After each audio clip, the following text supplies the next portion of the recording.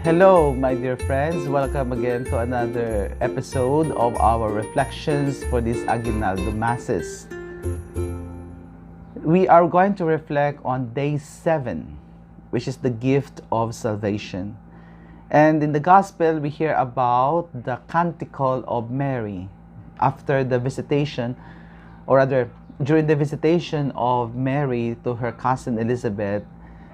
Elizabeth greeted her with a "Blessed are you among women, and blessed is the fruit of your womb. And how can this be that the mother of my Lord will come to visit me?" and so on and so forth. That was the first part. But after the greetings of Elizabeth, Mary, and praising God, burst out into a beautiful canticle or a beautiful song. And it is a reminder for us that God will always keep His promise to those who wait for it, and that He will always vindicate those who are lowly, lifting them high, because for the Lord has a special love for those who are helpless, for those who are the anawim, the poor in the spirit, and the poor in material things. God has, the God of Israel has a bias for the poor and for the powerless. Now, salvation has become a vague and ambiguous word. It may mean differently to different peoples. Surveys have shown that there is a decreasing number of people who believe in heaven and hell. And usually when we say about salvation, we refer that to the souls being rewarded of eternal life in heaven, and the avoidance of punishment, eternal punishment in hell.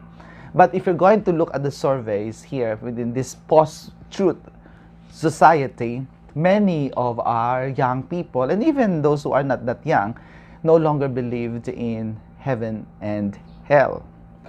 Salvation, as I already mentioned, has a different meaning for different people. And in the PCP2, the Second Plenary Council of the Philippines, taught us that salvation is not just merely about heaven and hell, but it is also about justice, peace, equality, and many other values of the kingdom that elevated Filipinos from poverty, oppression, and suffering. So this is what we call as the integral formation, no?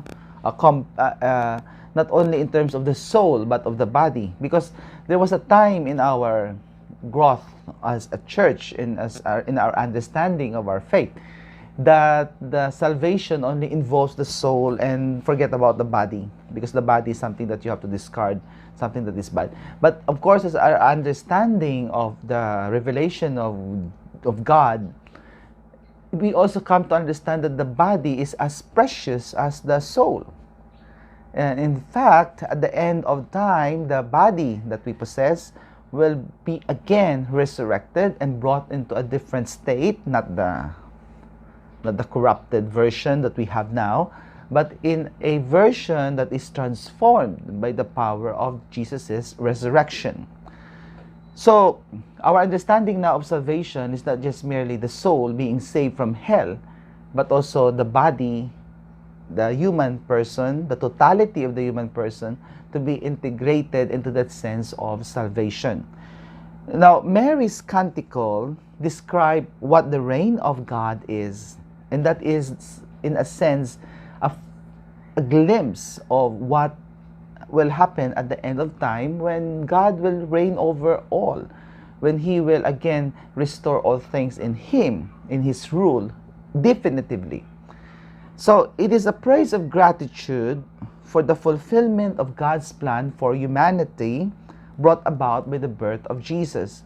Now take note that for us, it was with Jesus that the world was renewed and transformed. It is a description of God's dream for humanity. It is also an invitation to participate in that dream by making it a reality in our lives. No? So the lifting up of the lowly, the poor being filled to the brims, to the brims with graces and blessings, and the powerful are left empty, no? And so on and so forth. In other words, it's restoring balance, not necessarily destroying one for the sake of the other. No, I don't think that the God is such that. And the scriptures tells us that it it's more of restoring balance to what an otherwise distorted world. So, in that sense, the lifting up of the lowly and the sending away of the rich empty is restoring the balance that is already caused by our world, no? By society, by our human society at present. Now take note that we do not bring the kingdom of God. I think there is actually a debate on this, a theological debate, but I am more prone to accept the fact that we do not bring about God's kingdom, because it is God's gift. God's kingdom, the reign of God, will only come and it's in His own time and according to His own will. What we can do is just to participate in the birthing of such kingdom, but still at the end of the day, it's still God who will bring it forth.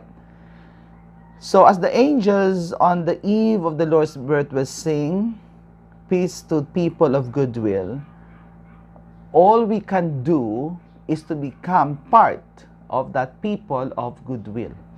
So that by cultivating ourselves to become a person of goodwill, we are able to make the way of the Lord, or prepare the way of the Lord for the coming of His reign. So by acting righteously, by acting in a just manner, by acting with goodwill towards our neighbor, our friends, relatives, and our neighbors in particular, and to the entire humanity in general, we are able to assist in the birthing of the reign of God.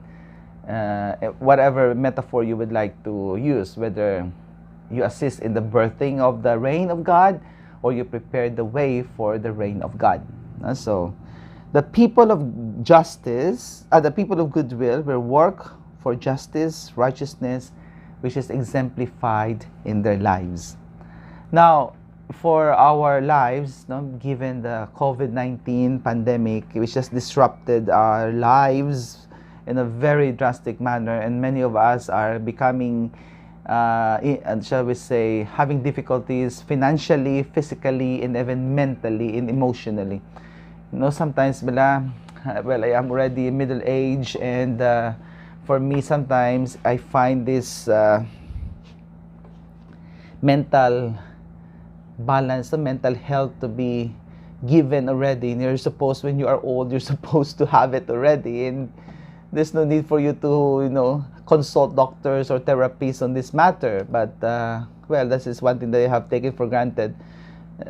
I thought that if it is true for me that I can maintain, or I can aguanta, shall we say, staying at home for months, it's not true pala for other people, no? Unfortunately, especially the young, they really want to go out, and come hell or high waters, they don't care anymore, no? So they really, if they want to go out, they want to go out, because they cannot really have that discipline, I think, or maybe their way of looking at things is different from a middle-aged man like me. That's why maybe siguro for you, especially of those who have children or grandchildren, you also have the same difficulty of convincing your children, your youngsters, especially those who are in their 20s and teens, no, to stay at home. I think you also have a very difficult time convincing them to stay at home, or at the very least to take precautions when they go out, no? Okay, again, really it's true. They really have a different way of looking at things from us now. And maybe when we were young also, we also have the same, perspective. I remember, was it the SARS? That was also a pandemic. Forgot na, but it was, I think, like 20 years ago. I was young then, and I don't really care if there's SARS. So what if people are coughing all around? But now, if anyone is coughing, immediately my attention, I am perk up. My attention is perk up and would look, oh, sino nag-ubo? Layo, lapit. Ay, nako. Anyway, so COVID-19 admittedly has disrupted our lives and even disrupted relationships. And at the same time, it has shown the disparity between the rich and the poor, especially during the early times, or during the early months of the lockdown, particularly during the national lockdown. Notice that the rich fled the city. They went out of the city. Those who can afford it, they went to their houses in the mountain resorts, or they went to their beach houses, or they went outside of the city and went to their haciendas and to their farms, etc. They just fled away from the city. While the rest of us, well, we don't have any choice but to stay. I'm drinking coffee because it's early in the morning. So, well, again, we have no choice. And many of us doesn't have choice at all. No, they have to work. They have to go out.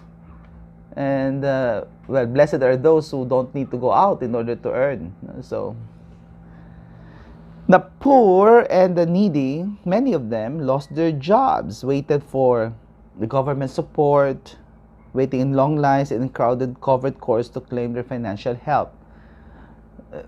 To hell with COVID. As long as we can get our financial aid from the government, no? So that's why during the early months, in the first 2 months or 3 months of the COVID and the lockdown, you can see that the gymnasiums are crowded with people lining up to get their financial assistance, no? And sometimes siksikan pa, and they don't care. Why? Because for them, what is important is to feed their stomach with something, to have food. And the virus is something that is unseen, no? So it's something that is, well, it's, some would even say it's only for those who are weak, no? The medical frontliners, many of them died serving the COVID-19 victims, and many still are continually putting their lives at risk to help those who are victims of COVID, no? And it has shown the good and the bad in the COVID-19 pandemic. The good is many are willing, or sometimes they are even forced to be there to serve, no? But still they just try their best to come out victorious over this terrible battle against this virus. And there was also evident charity and compassion during the crisis, which give us a glimpse of what is waiting for us, which is a light amidst the darkness, a glimpse into a society of love and justice, which is part of God's dream for us.